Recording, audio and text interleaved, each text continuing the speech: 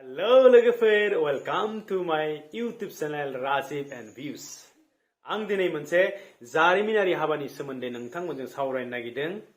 मोनसे VVIP, VIP आरो मोनसे सेलिब्रिटी लेभेलनि हाबानि सोमोन्दै आं नोंथांमोनजों सावरायनो नागिरदों। जाय हाबानि थाखाय आं सावरायनो नागिरदों जानो हागौ नोंथांमोना आंनि बे थाम्बनेलखौ नुनानैनो बुजिखाबाय जानो हागौ। Yes,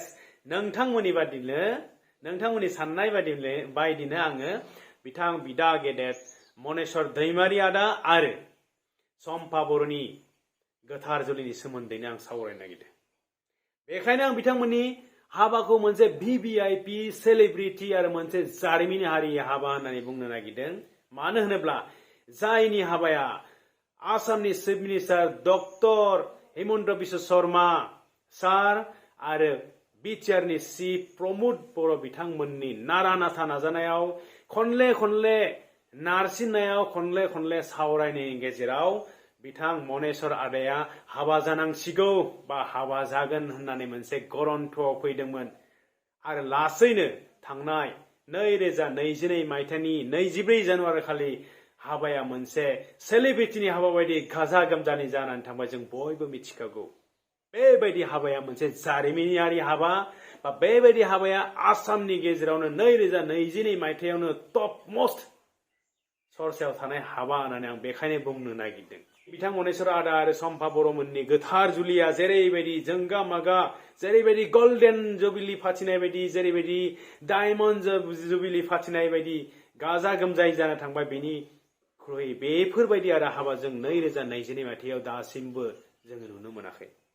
जायनि हाबानि गासैबो थाखा फैसानि दायित्वखौ आसामनि chief minister doctor Himanta Biswa शर्मायानो लाजोबनो नागिरदों आरो गासिबो हाबानि मावनाय दांनाय खामानिफोरनि गासिबो दायित्वखौ बिटिआरनि चिफ प्रमोद बर' बिथाङानो नायजोबदों।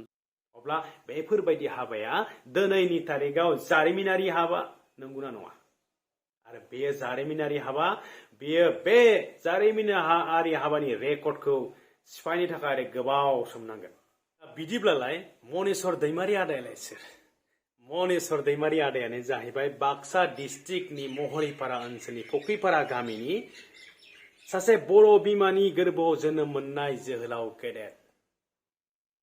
जाय जोहोलावा 22 बोसोर एबसुआव थानानै बर' हारि थामोन्थानि थाखाय दावहा नांबोदोंमोन, बर' हारिखौ फोजौखांनायनि थाखाय नांबोदोंमोन, बिथाङानो जाबाय मनेस्वर दैमारी।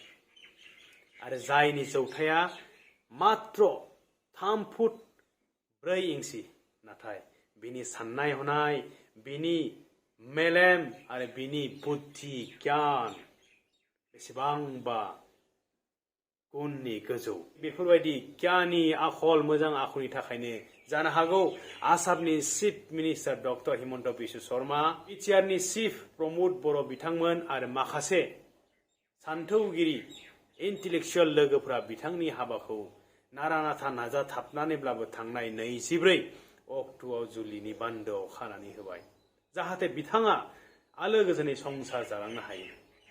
आरो आं बिथां सम्पा बर'खौ सेलुट खालामदों। मानो होनोब्ला बिथाङा सासे बर' डिपार्टमेन्टआव MA पास खालामनाय इडुकेटेड मानसि जानानैबो 3 फुट 4 इंसिनि आदा बिदा गेदेर मनेस्वर बिथांखौ नेवसिया लाबानो हाबानि बान्दोआव फैनानै बिथां सानैजों जर जुलि जानानै गावसोरनि जिउखौ दैदेनलांनो थाखाय ओंखारबोदों। बेनि थाखायनो आं बिथां सम्पा बर'खौ सेलुट खालामगोन। मानो होनोब्ला जोंनि सरासनस्रा मानसिफ्रा गाहाय गोजौ समायना नायनो नायथावि बेफोरबायदिखौ लानानै माखासे हाबायाव बेले बेजे आरो जेंना बा नेवसिनाय नासनाय बेफोरबायदिया फैयो, नाथाय बिथां सम्पा बर'आ बिथांखौ नेवसियाखै। बे आंनि खुगानिफ्राय बुंनाय राव नङा, आंखौ नेवसियाखै होननानै बिथां मनेस्वर दैमारी बिदा गेदेरानो मोनसे इन्टारभिउआव बुंनाय बाथ्रा, आंनि खुगानिफ्राय गनाय बाथ्रा नङा। दा बेखायनो आं बिथां सम्पा बर' बायदेवखौ आं सेलुट खालामदों। दा बिथांनि बे बिथांनि आखुआनो मोनसे जोंनि समाजाव एग्जाम्पल, मोनसे बिदिन्थि जानानै थालांथों आरो बेयो अरायबो बिदिन्थि जानानै थालांबाय। जोंनि समाजाव जों मानसिफोरा रावखौबो उन्दै गेदेर समायना नायनो सुखुवा बेफोरबायदि रावखौ बासियालासिनो मानसिया मानसि हिसाबै संसार जालानानै गावसोरनि गोसो गोरोबलायनानै गावसोरनि मोननै आत्मानि गेजेराव गोरोबलायनायनि गेजेरावसो संसारा सोलियो। बे आयदाखौ बिथां सम्पा बर'आनो जोंनो फोरोंलांबाय आरो जों बिथांमोननि जुलिनिफ्रायनो माखासे बाथ्राखौ सोलोंथाइ लानो थाखाय खाबु मोनबाय। जोबथारनायाव आं आफा आनान गसाइनायाव आरज गाबदों जाहाथे बिथांमोननि जर जुलिया जिउयै माहायै अरायबो गोजों जानानै थाबाय थाथों। फिन खेबसेबाव आं आफा आनान गसाइनायाव आरज गाबहरबाय।